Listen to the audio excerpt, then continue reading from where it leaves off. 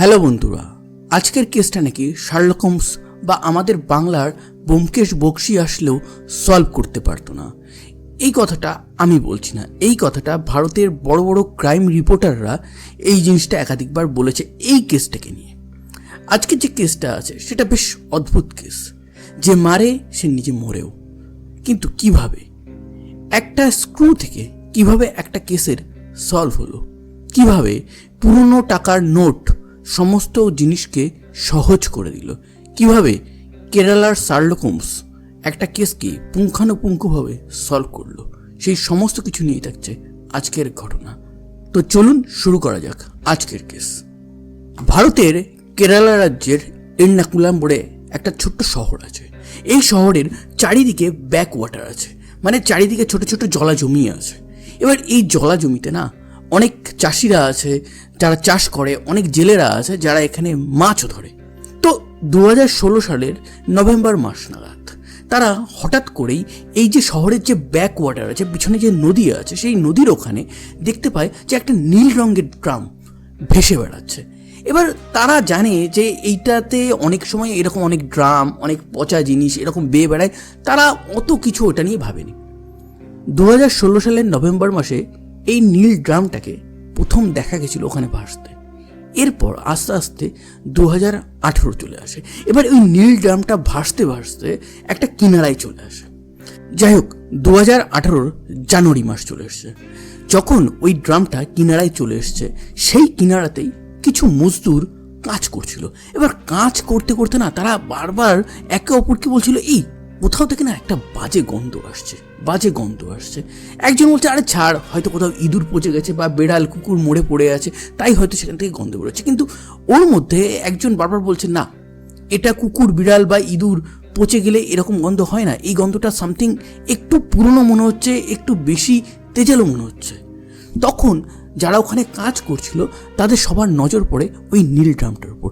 তারাও কম বেশি জানতো এই নীল ড্রামটা লাস্ট 2 বছর ধরে এই নদীতে পড়ছে।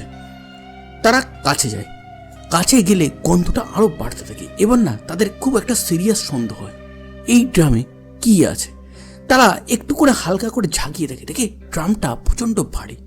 এবার তারা একদিকে গন্ধ পাচ্ছে, একদিকে ড্রামটা ভারী, মনের মধ্যে তাদের একটা ভয় ধরে যায় যে কি না কি আছে, পুলিশ কেস। তো সঙ্গে সঙ্গে তারা পুলিশকে ডাকে। এর পুলিশ আসে। পুলিশ এসে তদন্তের প্রথমেই ওই ড্রামটাকে একটা ভালো জায়গায় নিয়ে এসে সেই ড্রামটা দেখে যে প্রচণ্ড ভারী। প্রথমে ভাবে যে তারা এর মধ্যে নিশ্চয়ই জল আছে, এই কারণে ভারী। তারপর এদিক ওদিক করার পর বুঝতে পারে যে না, ড্রামের মধ্যে জল নেই, ড্রামের মুখটা আটা ছিল। ড্রামের মুখটা আস্তে করে খোলে, ওমা, দুটো সাইড থেকে যখন ড্রামটাকে খুলে দেখছে দুদিক থেকে সিমেন্টের প্লাস্টার করা। পুলিশ ভাবে, কি ব্যাপার, একটা ড্রাম, একটা প্লাস্টিকের ড্রাম, তার আবার দুদিক থেকে সিমেন্টের প্লাস্টার মারা গেল। যাই হোক, এবার পুলিশ সেই ড্রিলিং করার মেশিন নিয়ে আসে। এবার সেই ড্রিলিং মেশিন দিয়ে এই যে সিমেন্টের ব্লকটা আছে, এই ব্লকটা সরায়, এবং ব্লকটা সরানোর সঙ্গে সঙ্গে পুলিশের চক্ষু চড়ক গাছ হয়ে যায়। ওখানে একটা পচা গলা ডেড বডির লাস্ট কিছু অংশ বেঁচে আছে। পুরো চারিদিকে গন্ধ ছড়িয়ে পড়েছে। এবার পুলিশ সবাইকে ওখান থেকে দূরে সরিয়ে দেয় যে এবার এটা ইনভেস্টিগেট হবে। এই যে ড্রামটা পাওয়া গেছিল, এই ড্রামের মধ্যে কয়েক গোছা চুল পাওয়া গেছিল, বেশ লম্বা চুল ছিল। 2টো 500 টাকার নোট আর একটা 100 টাকার নোট পাওয়া গেছিল। তার সাথে সাথে একটা দড়িও পাওয়া গেছিল। দুদিকে সিমেন্টের প্লাস্টার, মাঝে মাঝে পচা গলা ডেড বডি, এবং তার সাথে এই কয়েকটা জিনিস। এবার পুলিশ ভাবে যে একে তো ডেড বডির অবস্থা এইরকম, 2016 সাল থেকে এই ড্রামটা যেহেতু এখানে ঘুরছিল, যে জিনিসটা জেলেরা, চাষিরা, ওখানে যারা কাজ করে সবাই বলেছে, তাহলে এই যে মৃত্যুটা হয়েছে সেটা কিছু না হোক 2 বছর আগে হয়েছে। এইবার কার মৃত্যু হয়েছে, তার নাম কি, সেটা ছেলে না মেয়ে, তার ফেসও নেই, তার কিচ্ছু নেই, একদম ব্ল্যাঙ্ক কেস। পুলিশ শুধু চোখের সামনে অন্ধকার দেখতে পাচ্ছে। এবার যাই হোক, পুলিশ কাজ শুরু করে। পুলিশের আগেই এখানে অ্যাকচুয়ালি কাজ আসে যে ফরেন্সিক ডিপার্টমেন্ট আছে। ফরেন্সিক ডিপার্টমেন্টে কেরালাতে একজন ফেমাস ডক্টর ছিল, যার নাম হচ্ছে উমেশ। এই ময়না তদন্তটা করে। এবার ময়না তদন্ত করার পর তিনি বেশ কিছু জিনিস বুঝতে পারেন যে তার যে বোন স্ট্রাকচার আছে সেটা থেকে কম বেশি বোঝা যাচ্ছে যে এটা একটা ফিমেলের হতে পারে। যেই ছিল না কেন, যেই ওই ডেড বডিটা হোক না কেন, তার চুলটা অনেক লম্বা ছিল, সে অনেক রোগা ছিল, তার ওয়েটটা কম ছিল, এই অনেকগুলো জিনিস বোঝা যাচ্ছিল, কিন্তু বোঝা এত কিছু গেলেও 100% কনফার্মড কিছু বোঝা যাচ্ছিল না। এই কারণে পুলিশ ডিসাইড করে এর যে ফেসটা আছে সেটা আমরা রিকনস্ট্রাক্ট করব উইথ টেকনোলজি। খুব ভালো কথা, পুলিশ এই লাইনে চলতে থাকে। এইবার এই উমেশ যখন ময়নাতদন্তের আরও গভীরে ঢুকতে ঢুকতে সে একটা জিনিস দেখতে পায় যে এই যে কঙ্কালটা ছিল, এই কঙ্কালটার পায়ের যে হাঁটু আছে সেই হাঁটুতে একটা স্ক্রু আছে। এইবার প্রথমবারের জন্য যে ময়নাতদন্ত করছিল তার মনে হলো যে কেসটা সলভ হলেও হতে পারে এই স্ক্রুর মাধ্যমে। কি ছিল এই স্ক্রু? দেখুন, পায়ের হাঁটুতে অনেক সময় ভেঙে গেলে, মুচড়ে গেলে অনেক সময় এরকম স্ক্রু লাগাতে হয়, তো এইটা সেই স্ক্রুই ছিল। যাই হোক, এবার সেই স্ক্রুটা নিয়ে ডক্টর উমেশ দেখতে থাকে। স্ক্রুটা অত্যন্ত ছোট, এই আঙুলের থেকেও ছোট, মানে হাঁটুর মধ্যে লাগানো থাকে, তো বুঝতেই তো পারছেন।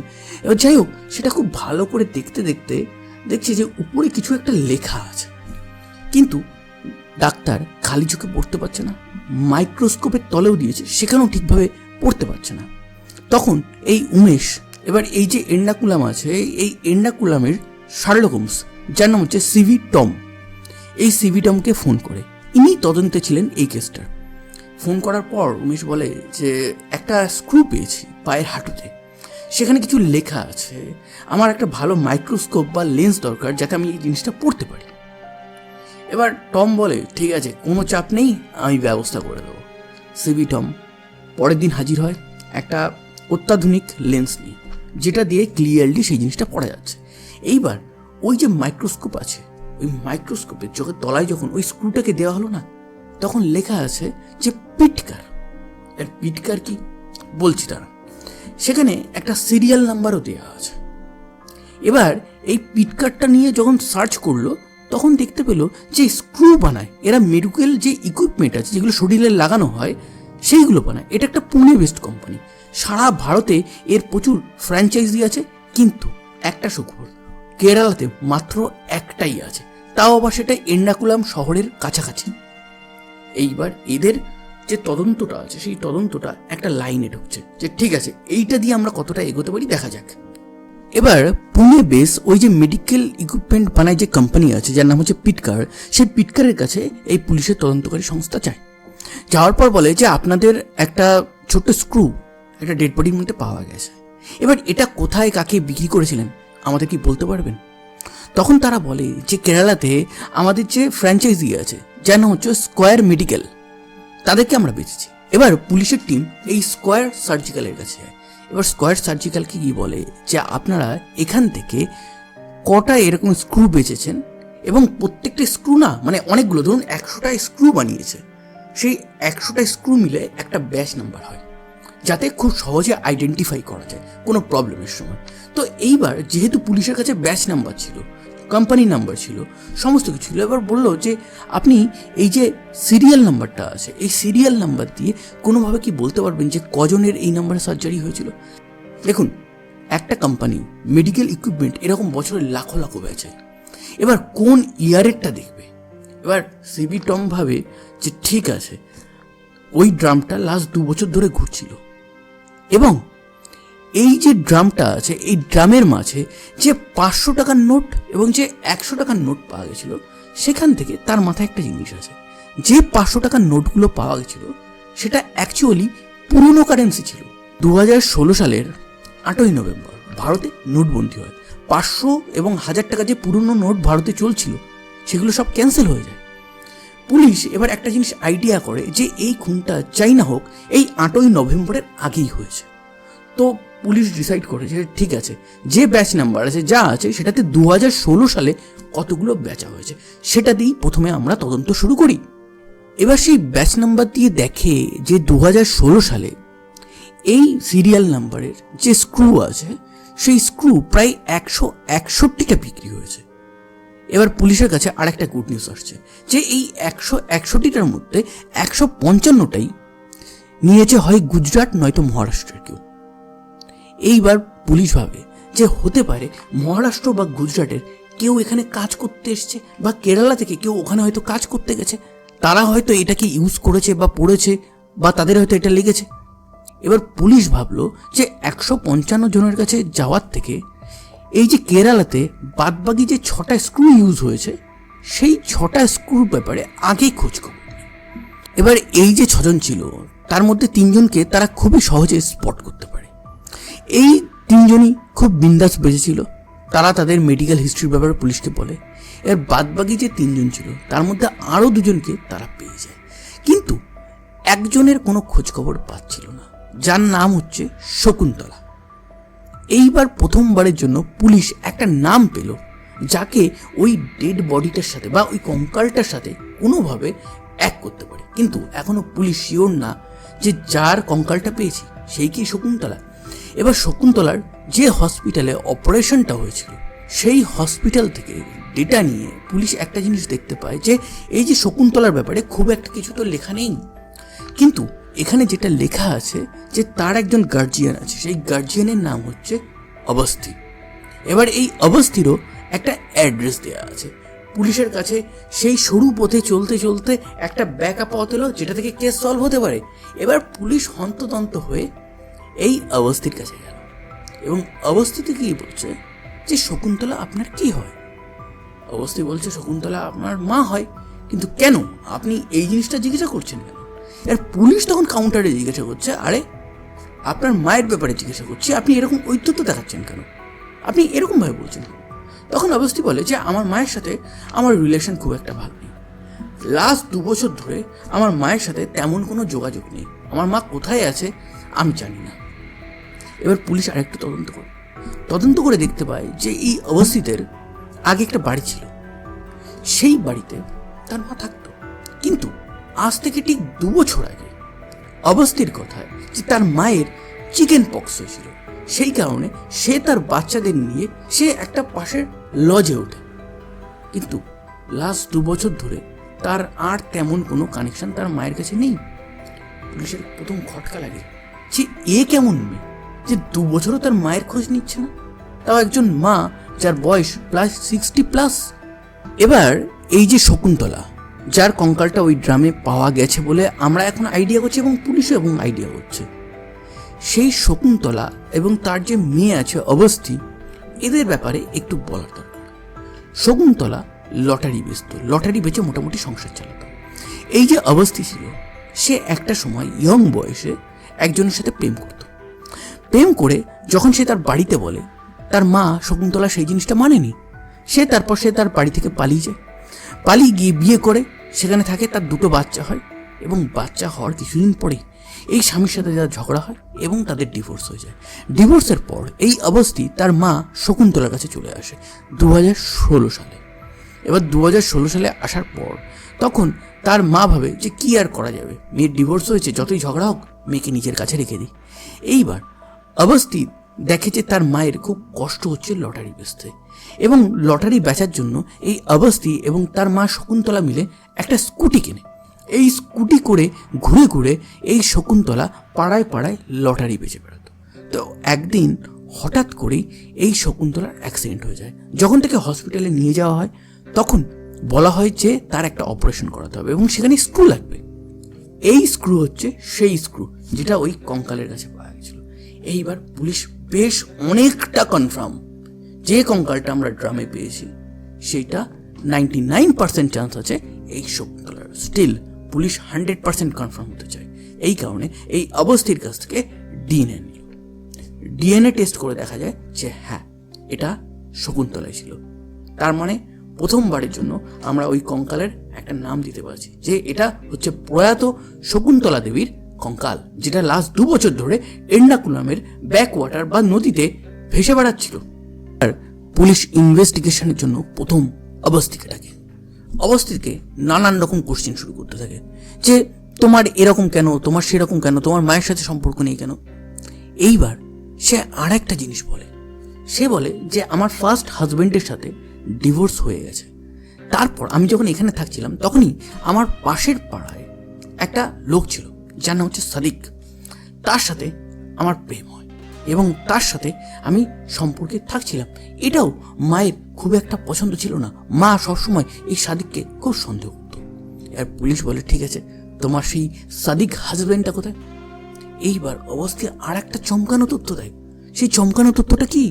সেই চমকানো তথ্যটা হচ্ছে এই যে সাদিক আছে, সেই সাদিক আজ থেকে প্রায় 2 বছর আগে মারা গেছে।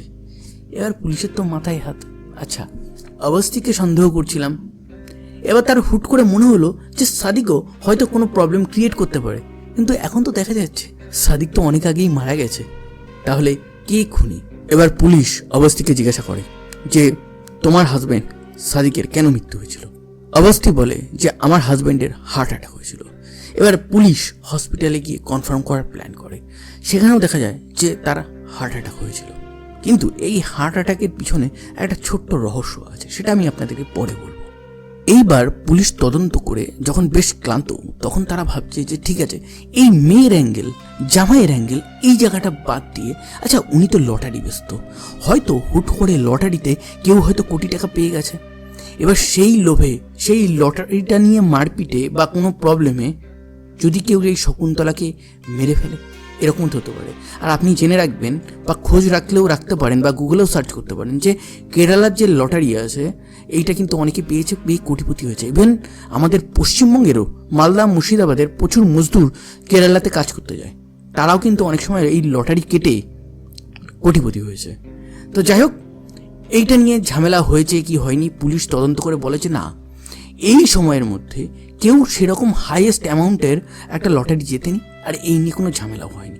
যাই হোক, এই অ্যাঙ্গেলটাও কেটে গেল। এবার পুলিশের কাছে কেসটা আস্তে আস্তে যেমন কেন একটা ব্লাইন্ড কেস মনে হচ্ছে, যে এটাকে সলভ করবো কী করে। এতক্ষণ তো আইডেন্টিফাই করতে পারছিল না, এবার আইডেন্টিফাই করতে পারছি, কিন্তু তা কি হয়েছিল, কেন হয়েছিল, সেগুলো কিছুই বুঝতে পারছি না। এইবার পুলিশ আবার অবস্থিকে ডাকে। অবস্থিকে ডেকে এইবার প্রত্যেকটা ঘটনা না টাইম অনুযায়ী, সময় অনুযায়ী, মানে সিজন, কাল, পাত্র সমস্ত কিছু ভাগ করতে থাকে। এবার অবস্থিকে বলে যে তোমার মায়ের যখন চিকেন পক্স হয়েছিল সেই সময় তুমি তোমার মায়ের থেকে দূরে চলে আসো, এরপর তুমি কি তোমার মায়ের কাছে ভিজিট করতে চাওনি? তখন অবস্থি বলে যে হ্যাঁ, আমি আমার হাজব্যান্ডকে একবার দুবার পাঠিয়েছিলাম। আমার হাজব্যান্ড একদিন এসে বলে যে হ্যাঁ, তোমার মা এখানে নেই, সে অন্য জায়গায় চলে গেছে। যখন অবস্থি তাকে বলে যে কোথায় গেছে, তখন বলে যে সে যেখানে গেছে সে খুব ভালো আছে, আনন্দে আছে এবং সুখে আছে। এই কথাটা শুনে সামহাউ অবস্থি ভেবে না যে ঠিক আছে, মা হয়তো দিল্লি বা কোথাও চলে গেছে ধর্মের কাম করতে। আর মেয়ের এত নিরুত্তাপ ব্যাপারটা কেন জানেন তো? মেয়ের সাথে যে মায়ের সম্পর্কটা খুব একটা ভালো নেই, এই কারণে মেয়ে এটা নিয়ে খুব একটা ঘাটাঘাটি করেনি। আর সাদিকের উপর তার সন্দেহ করে কোনো লাভ নেই, তার কারণ তার অলরেডি 2টো বাচ্চা আছে। এই 3টে বাচ্চা নিয়ে সে টোটালি এই সাদিকের উপর ডিপেন্ডেন্ট। তো মায়ের ব্যাপারে জিজ্ঞাসা করার অধিকার তার প্রায় বলতে পারেন নেই। এই কারণে যেটা সে বলেছে অবস্থি সেটাই মেনে নিয়েছে। এবার পুলিশ ক্লোজিং করে সাদিকের উপর হয়। এবার সাদিকের উপর পুলিশ যখন ইনভেস্টিগেট করতে থাকে তখন দেখে সাদিক তো পুরো ঘাপলা মাল, এখানে প্রচুর ঘাপলা আছে তার। সাদিক অবস্থির হাজব্যান্ড, এটা আমরা এতক্ষণ জেনেছি।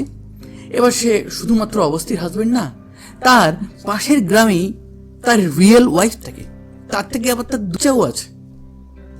এমতো অবস্থায় এই জিনিসটা পুলিশের একটা বেশ চিন্তার কারণ হয়ে দাঁড়ায় যে তাহলে সাদিক কি এখানে কোনো কলকাঠি নেড়েছে।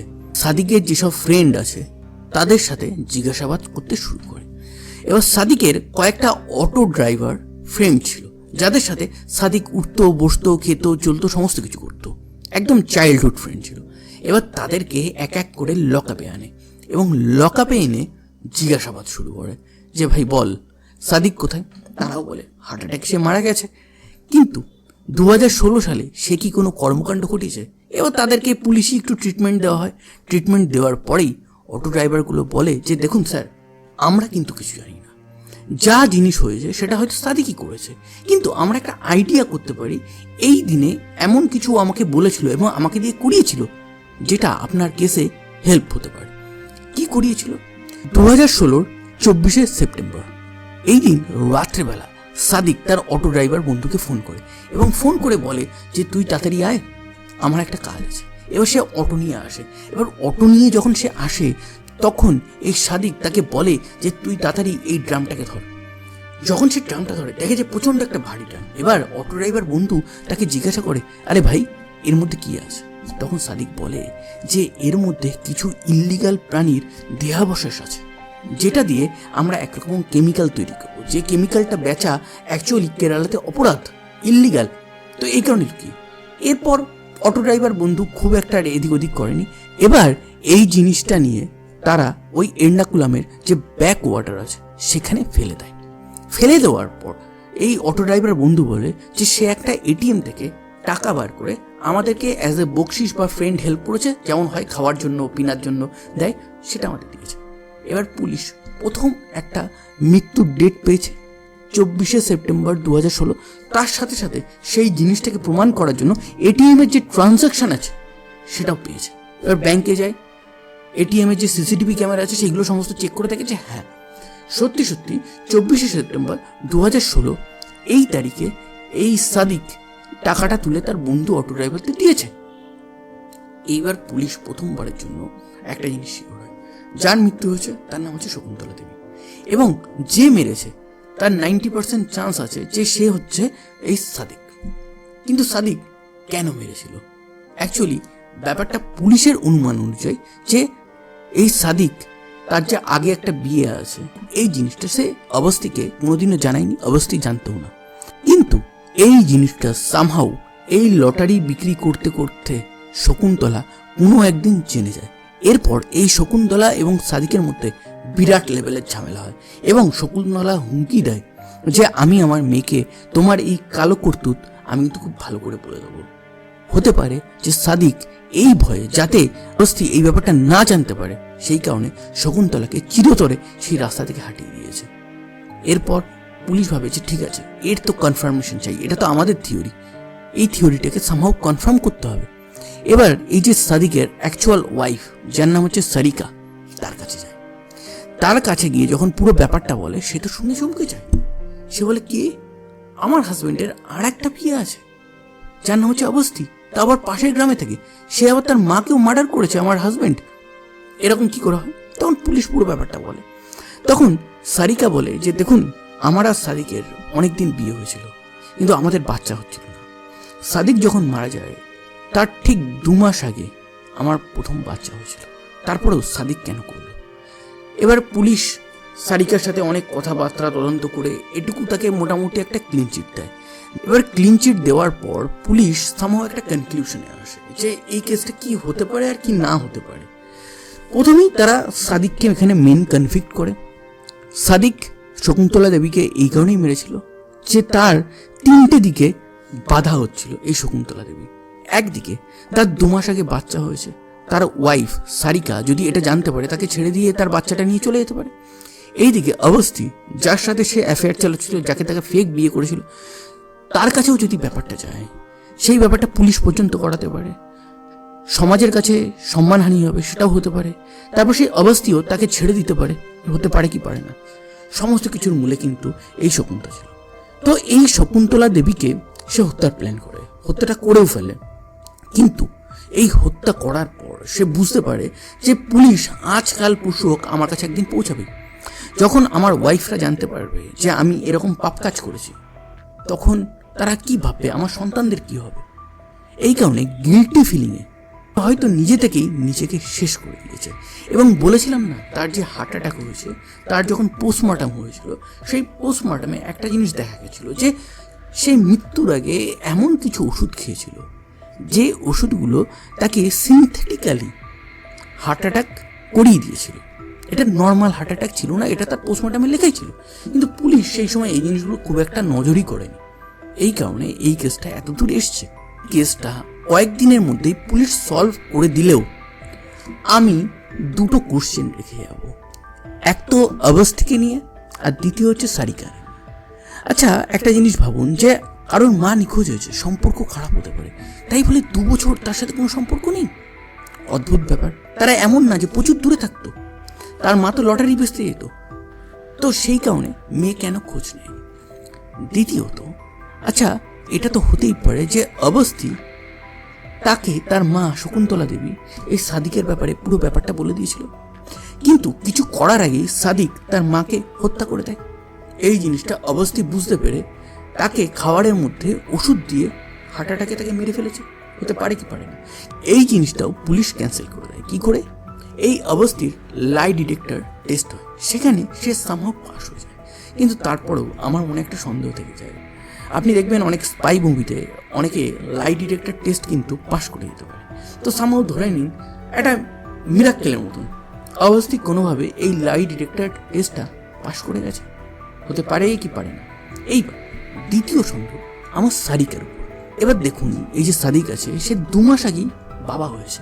এবার একটা ছোট ফুটফুটে সন্তান রেখে সে কোনোভাবে কি এই জীবনটাকে শেষ করে দিতে পারে?